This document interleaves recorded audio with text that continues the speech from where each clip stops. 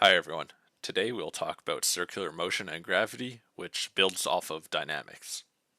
To start off, let's talk about rotational periods. The period is given by this capital T and is the time it takes to complete one full rotation of a circle. The frequency is the inverse of the period. So while the period is how long it takes to complete one full rotation, the frequency is how many rotations are completed in 1 second. Moving on, let's talk about the acceleration and the velocity of an object rotating in a circular path. The object will always be accelerating towards the center of the circle, while the velocity will always be perpendicular to the acceleration. All of these formulas are pretty closely related. The velocity is really just the distance divided by time. You see the circumference of a circle is 2 pi r, while the time it takes to complete one full rotation of a circle is the period. So this velocity is really just the distance divided by the time. If you plug this equation for the velocity into the first equation for acceleration, then you'll get the equation for acceleration on the bottom here, where it's equal to 4 pi squared r divided by the period squared. Now, let's talk about the centripetal force. Since the object is always accelerating towards the center of the circle, that means that there is also a force in that direction, since by Newton's laws we know that the force is equal to the mass times the acceleration. This force is called the centripetal force.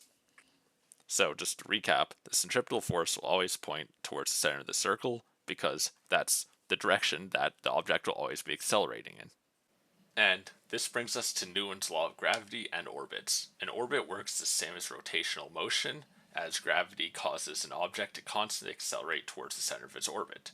This means that when working with objects of sufficient mass, such as planets, the centripetal force is equal to the force of gravity, because gravity is causing the object to accelerate towards the center of its orbit, like how the centripetal force operates. The formula for the force of gravity is the gravitational constant, so this capital G, multiplied by the mass of the first object, multiplied by the mass of the second object, divided by the distance between them squared. If you recall that F equals ma, we can set the force of gravity equal to ma, causing one of the masses to drop out. Then the acceleration is just equal to the gravity constant times by the mass divided by the distance between them squared. However, in this case, we no longer use the small a to represent the acceleration. Instead, we use a little g because it is now called the acceleration due to gravity. So now let's look at an example. The Sun has mass of 1.98 times 10 to the 30 kilograms, the Earth has mass 5.97 times 10 to the 24 kilograms, and the distance between them is approximately 1.5 times 10 to the 11 meters. Calculate the gravitational force the Sun exerts onto Earth and Earth's orbital speed. Let's start by writing down the variables we are given.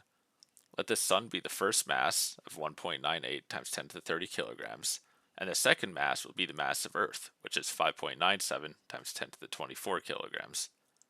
Then the distance between them, or the radius, is 1.5 times 10 to the 11 meters. Now let's calculate the force of gravity. We'll use the equation that the force of gravity equals the gravity constant multiplied by both masses divided by the distance between the objects squared. Plugging in the values that we have into this equation, we get our answer that the force of gravity is equal to about 3.5 times 10 to the 22 newtons. Now let's calculate for Earth's orbital speed. We'll use the fact that the centripetal force is equal to the force of gravity, because Earth is orbiting around the Sun. Then rearranging the formula to solve for velocity in the formula for the centripetal force, we get that the velocity is equal to the square root of the force of gravity times by the radius divided by the mass.